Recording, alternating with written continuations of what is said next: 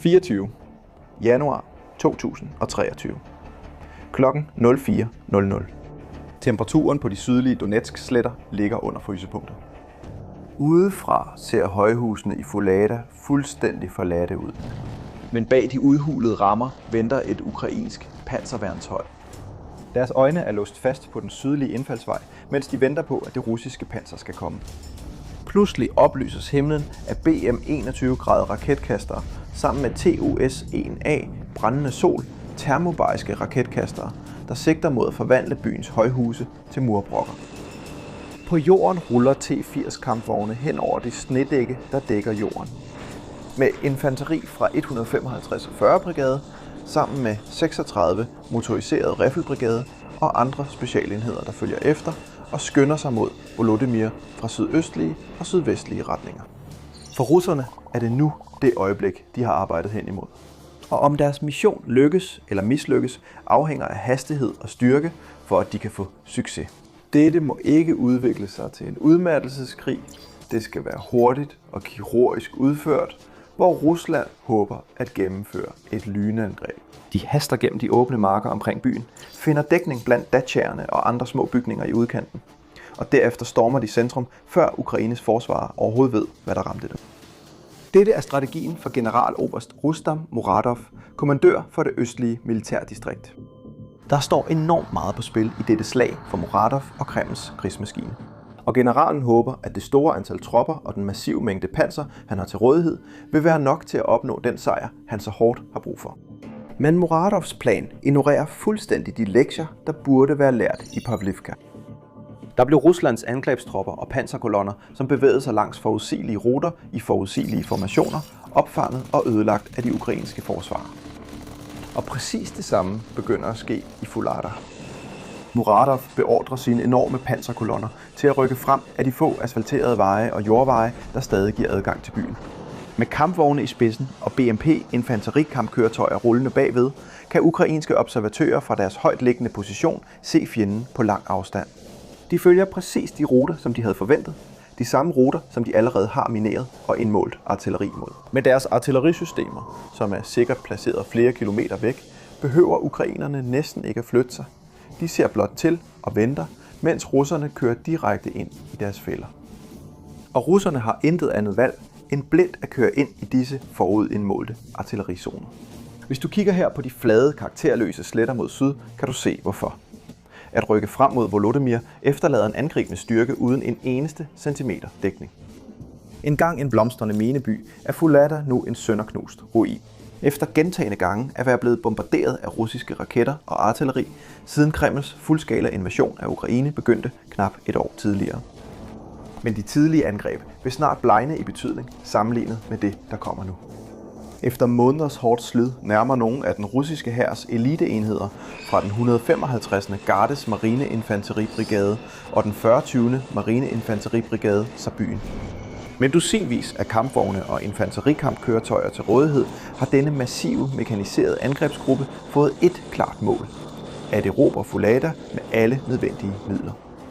I vejen for dem står de modige forsvarere fra Ukraines 72. selvstændige mekaniserede brigade, som har gravet sig ned og forsvaret dette sted i mange måneder. Og de har ingen intention om at opgive så meget som en fodsbredde uden en seriøs kamp. De er måske i undertal og underlegne i ildkraft, men de har én altafgørende fordel over russerne: terrænet. Fulada ligger i et højtliggende område, hvilket giver Ukraines soldater mulighed for at se russerne komme og følge deres bevægelser med frit udsyn til fjenden. De ukrainske styrker kan til en vis grad kontrollere slagmarken, afgive undertrykkelsesild og lede russerne ind i smalle ruter og snævre flaskehalse. Den slags steder, hvor Ukraines begrænsede beholdning af miner, artilleri og panservåben kan gøre hele forskellen.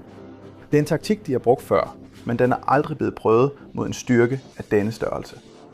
Dette vil være en afgørende test af begge siders taktikker. Det største kampvognslag i Rusland-Ukraine-krigen er ved at begynde. Og skæbnen for en af de mest strategisk værdifulde byer i konflikten hænger i en tynd tråd. Beliggende i den sydlige del af Donetsk-regionen, ca. 56 km fra byen Donetsk. Fulada, som på engelsk betyder kullets gave, var hjem for over 14.000 mennesker, før krigen begyndte. Men befolkningen faldt hurtigt til blot et par hundrede, da russerne nåede byens porte. Det var engang meningen, at byen skulle blive en af landets største minebyer, med planer om at bygge i alt 10 miner og tiltrække omkring 100.000 mennesker fra nær og fjern for at fremme byens vækst og udvikling. De planer blev dog aldrig helt realiseret. Et par miner blev stadig bygget her. Og byen forblev en lille, men stadig bemærkelsesværdig økonomisk knudepunkt for det bredere Donbass-område. Byen virkede måske ikke særlig vigtig for en tilfældig iagttager, men fra et militært perspektiv havde Fulada 2 afgørende fordele. Den første var dens høje beliggenhed. Den var bygget på en højslette. Det er det højeste punkt i hele området, hvor man kan se ud over flade, karakterløse sletter i næsten alle retninger. Der er ingen skove at gemme sig i, der er ingen bakker eller terrænformer at søge dækning bag. Dette gjorde det meget lettere at forsvare end de dusinvis af omkringliggende byer og landsbyer, der lå spredt ud over sletterne. Fuladas høje beliggenhed gjorde det umuligt at lave nogen form for baghold eller overraskelsesangreb på byen, fordi forsvarerne altid kunne se fjenden komme. Den anden vigtige egenskab ved Fulada var dens strategiske placering. Den ligger tæt på vigtige vej- og jernbaneruter. Mod nord ligger for eksempel N15, som forbinder de store byer Donetsk og Zaporizhzhia. Mod syd ligger derimod en vigtig jernbanelinje, der løber gennem den besatte by Mariupol og videre til Krimhalvøen. Fulada lå lige præcis tæt nok på til, at Ukraine effektivt kunne bruge artilleri til at beskyde russiske forsyningstog på vej til disse steder. Så hvis Rusland kunne tage kontrol over byen, ville de ikke blot kunne flytte forsyninger mere sikkert via jernbanen, men deres styrker ville også kunne rykke videre mod andre ukrainske højborge som Kurakovo og Pokrovsk mod nord. Det er derfor, at en tilsyneladende ubetydelig by betød så meget. Det var ikke bare en hvilken som helst by. Det var en højborg. Forsyningsknudepunkt og udkigspost, alt i ét, med reel indflydelse over hele de omkringliggende områder i det sydlige og centrale Donetsk. Den russiske kommando ved, at et frontalangreb over disse sletter er en dødsdom. De ved det, fordi de allerede prøvede det 3 måneder tidligere. Oktober 2022. Ruslands kommandanters ultimative mål er at erobre Fulada og fortsætte mod deres næste store mål. Men de ved, at et frontalangreb på byen ville ende i et blodbad, så de fandt på en plan. I stedet for at storme direkte mod fæstningen på bakketoppen, besluttede de at omringe byen langsomt, ved først at overtage de mindre landsbyer, der omgiver den. Før de nærmede sig selve Fulada, brugte de en knibtangsmanøvre for at presse byens forsvarer, indtil de brød sammen. For at gøre det, skal de først tage kontrol over Pavlivka, en lille landsby, der ligger lavt mod syd for Fulada. Og derfor får enheder fra den 155. enhed i slutningen af oktober ordre til at marchere mod Pavlivka. De stolede primært på infanteritunge taktikker, støttet af pansrede køretøjer, for at knuse de ukrainske forsyningslinjer og bryde gennem deres forsvar. De troede, det ville være let, men de regnede forkert. Inden for de første timer af det indledende angreb begyndte fejlene i Ruslands plan at vise sig. Pavlivka er tydeligt synlig fra højhusene i Fulada, hvor ukrainske observatører sidder og holder øje. De russiske kampvogne, køretøjer og angrebsgrupper skynder sig mod landsbyen og giver realtidsinformation til deres kammerater mod syd. De ukrainske enheder, solidt forankret i befæstede positioner, gør brug af M777 haubitser og panserværnsvåben for at afvise fjendens fremrykninger. De udnytter det åbne terræn, der omgiver landsbyen, til at ødelægge de blottede russiske køretøjer. Inden for få dage har den 155 mistet 100 af mænd. Og i en sjælden handling af trods, beslutter nogle af de overlevende at skrive et klagebrev til en lokal guvernør, hvor de kritiserer deres chefer og rapporterer, at de har lidt tab. Omkring 300 mennesker dræbt, såret og savnet, samt halvdelen af udstyret på 4 dage. Uddrag af brevet dukker op online, hvor selv hærdede russiske nationalister kritiserer Kremls inkompetente taktikker og tvinger landets forsvarsministerium til at komme med en udtalelse, hvor de forsøger at bagatellisere situationens alvor. Det var ikke første gang Ruslands taktiske inkompetence var blevet gjort offentlig i denne krig. Men det var et af de mest opsigtsvækkende eksempler på landets kommandanters inkompetence. At kaste mænd ind i kødhakkeren og lide store tab på grund af manglende forberedelse og omtanke. Alligevel nægtede russerne at give op, trods deres tab. I stedet satte de alt ind. Kommandører blev ved med at sende mænd og panser mod landsbyen, i håb om, at den rene styrke til sidst ville blive for meget for Ukraines forsvarer at håndtere. Den 11. november, efter gradvist at have nedbrudt Ukraines forsvar, annoncerede russiske kilder, at de havde overtaget kontrollen med landsbyen, hvilket blev bekræftet af landets forsvarsministerium et par dage senere. Det tog omkring 2 uger og kostede livet for 100 af soldater fra 155 brigade. Men Rusland havde opnået den første del af planen. Del 2 selve erobringen af Fulada skulle vise sig at være en langt større udfordring. På den isnende kolde morgen den 24. januar 2023 ignorerer general Rustam Muradov blodet, der er trængt ned i jorden ved Pavlivka, og beordrer sin hær direkte op ad de samme jordveje. Ved slutningen af den første bølge er slagmarken fyldt med rygende rester af kampvogne og køretøjsskrog. Mange af dem kører direkte over TM62-miner, der er blevet placeret langs vejene og flaskehalsene, som fører ind mod byen. Når de forreste kampvogne rammer disse miner, går hele kolonner i stå og blokerer vejen for de køretøjer, der kommer bagved. De bliver derefter lette mål for ukrainske panserværnstropper, som kommer frem fra deres skjulesteder og affyrer våben som Javelin og næste generations lette panserværnsvåben. For at plukke de strandede infanterikøretøjer bagerst af, er de russere, der stadig er i live, fanget mellem de minerede kampvogne foran dem og de rygende rester af troppetransporterne bagved, mens andre køretøjer forsøger at rykke ind for at hjælpe med evakuering og bjærgning. Men også de bliver udsat, når ukrainsk artilleri regner ned fra oven, og overvågningsdroner svæver over dem for at give præcise koordinater for, hvor der skal slås til.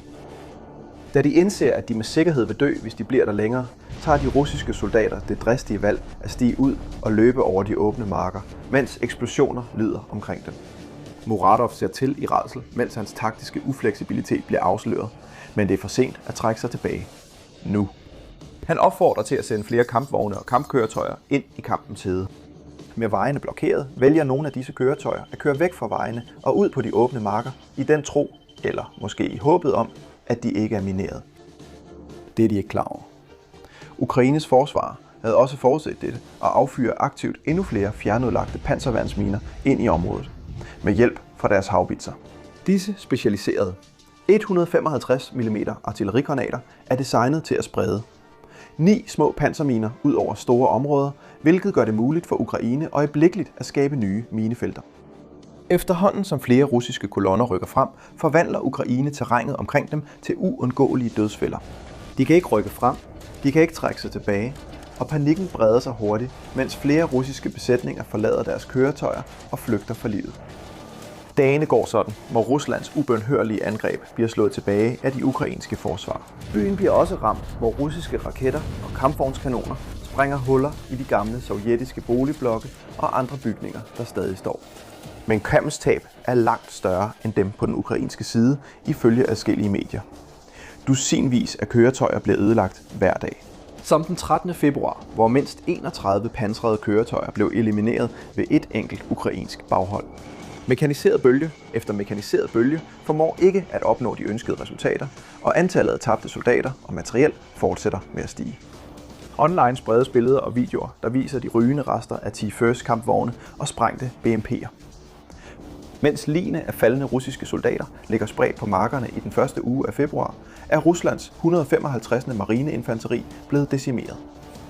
Dets elitesoldater fra Stillehavsflåden er blevet hastigt erstattet med nye rekrutter, der kun har haft få ugers træning. Og også de bliver fortsat dræbt og såret i store mængder. Moralen bryder sammen, og på trods af næsten konstante angreb fastholder Ukraines 72. brigade kontrollen over Fulada. Men Muradov vil ikke give op. Han har viet sit liv til den russiske hær og er steget fra at være delingsfører i 1990'erne til at blive udnævnt som helt af den russiske føderation af Vladimir Putin. Men nu, i lyset af en fuldstændig taktisk fiasko, er hans omdømme i fare. For at sikre, at hans tropper forbliver på rette kurs mod deres mål, tyrer han til desperate midler. Russiske krigsfanger, der blev taget til fange i denne periode, afslører, at deres befalingsmænd begyndte at indsætte såkaldte spærrings- eller anti-retreat-tropper. Grupper af soldater placeret bag hovedangrebsenhederne, med den udtrykkelige ordre om at skyde enhver russer, der våger at trække sig tilbage uden tilladelse. Rusland tvinger reelt sine egne tropper ud i ildlinjen med våbenmagt og sender deres mænd i døden uden noget håb om overlevelse. General Muradovs ry er i laser. Russiske Z-bloggere kritiserer gentagne gange hans fejhed og inkompetence, da hans ødsle taktikker fører til endnu mere ødelæggende tab af liv, kampvogne og andre køretøjer. Det mest koncentrerede tab af russisk panser siden krigens begyndelse. Hver dag er en gentagelse af den foregående. Flere tropper og kampvogne bliver sendt ind, kun for at blive ødelagt i timerne efter, uden at der opnås nogen fremskridt. Mens Ukraines indgravede forsvarer fortsætter med at grave sig endnu dybere ned, bliver hele slaget et mikrokosmos af den større krig. Et tydeligt eksempel på Ruslands ufleksible taktikker og manglende evne til at tilpasse sig situationen foran dem, i det de gentagne gange opbruger mænd og våben, uden at kunne omsætte deres numeriske overlegenhed til nogen form for fordel på jorden. Dette kan ikke fortsætte for evigt, men belejringen er kun lige begyndt. Efter adskillige katastrofale angreb beslutter den russiske kommando endelig at opgive sin strategi. Da de russiske styrker ikke er i stand til at komme tæt på byen, beslutter deres kommandører, at det næstbedste er at jævne den med jorden på afstand. Hele sommeren og efteråret 2023. Fulada oplever en helt anden form for krigsførelse, hvor Ukraines forsvarer må håndtere mindre infanteriangreb og tilfældige prøvende angreb fra forskellige retninger. Rusland gør også brug af langtrækkende artilleriild og UMPK-glidebomber, sovjettidens dumme bomber, der er blevet udstyret med GPS-styringssæt. Det er en langsom, udmattende og opslidende krigsførelse, og det tager sin pris. Mens Ukraine stadig er i stand til at udnytte sine fordele som minefelter, FPV-droner og befæstede positioner til at håndtere en stor del af Ruslands angreb og forhindre hurtige eller betydelige territoriale gevinster. Virkningen af artilleriet og bombeangrebene er tydelig at se. De fleretagers lejlighedsbygninger, som Ukraine engang brugte som udkigstårne for at holde øje med fjendens bevægelser, bliver jævnet med jorden en efter en. Imens drejer yderligere russiske angrebsgrupper væk fra hovedstyrken langs motorvejen mod syd og videre mod andre nærliggende landsbyer, såsom Pretishivka, i håb om at afskære forsyningslinjerne, der forsyner byens forsvarer, og åbne op for nye angrebsakser. Hvis de kan gøre det, kan fæstningen endelig blive til en grav. I september 2024 begynder belejringens realitet at indhente forsvarerne. Mændene fra den 72 separate anerkendte brigade har holdt denne ene by i over 2 år. De har fastholdt deres positioner, gravet sig ned i forankrede stillinger og afvist utallige russiske angreb. De bruger byens høje bygninger til at indsamle efterretninger og hjælpe dem med at forberede sig på næste bølge af kampvogne og tropper. De opbyggede et komplekst, lavdelt forsvarssystem, herunder skyttegravslinjer, pansergrave, dragetænder, forhindringer og tætte minefelter. De ledte russerne ind i dræberkorridorer ved at bruge deres eget netværk af underjordiske bunkere og kommunikationstunneller til at fortsætte operationerne, selv når de blev udsat for kraftig beskydning fra bomber og artilleri.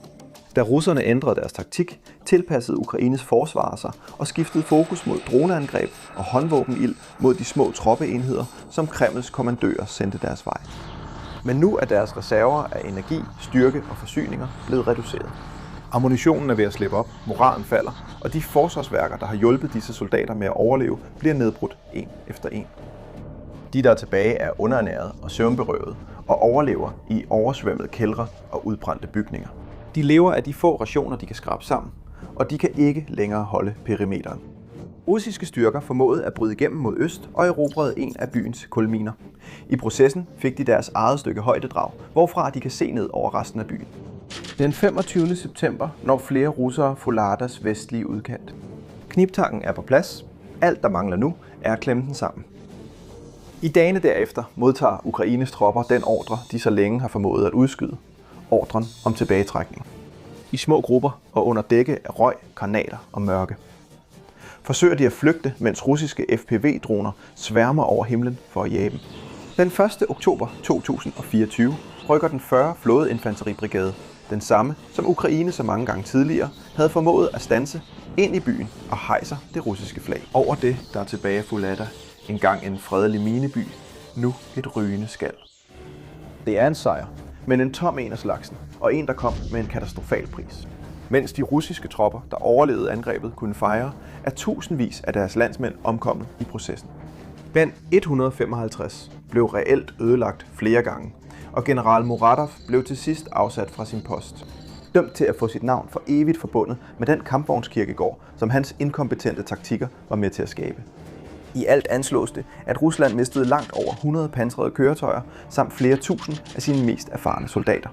For en by, hvor der næsten ikke er nogen bygninger tilbage. Landets tab var så alvorlige, at dette ene slag påvirkede Ruslands samlede krigsstrategi fra det tidspunkt og frem. Institute for the Study of War bemærkede, at russiske kommandører langs hele frontlinjen begyndte efterfølgende at bruge færre og færre mekaniserede angreb, stole mindre på kampvogne og infanterikøretøjer, og mere på droner og bomber, da de var så bange for at lide de samme slags nederlag igen. Ukraine oplevede imidlertid kun en brøkdel af Ruslands tab. På trods af at have færre mænd og ressourcer at trække på, viste Ukraines forsvar det. Selv i en tid med tunge sprængstoffer og ubemandede luftfartøjer, er bakketopfæstninger med lange udsynslinjer lige så svære at ødelægge, som de var for århundreder siden. Slaget ved Fulada kostede Rusland over 100 pansrede køretøjer for at indtage en tom kirkegård. Dette fremskynder et permanent skift mod den asymmetriske dronekrigsførelse, som nu aktivt neutraliserer deres milliarddyre forsyningskæder. For at se, hvordan et hobbyfly til $90.000 fløj 1.100 miles ind i et radardødt område for at lamme et atomfly til $40 millioner, så klik på denne video lige her. Og vi ses på den næste slagmark.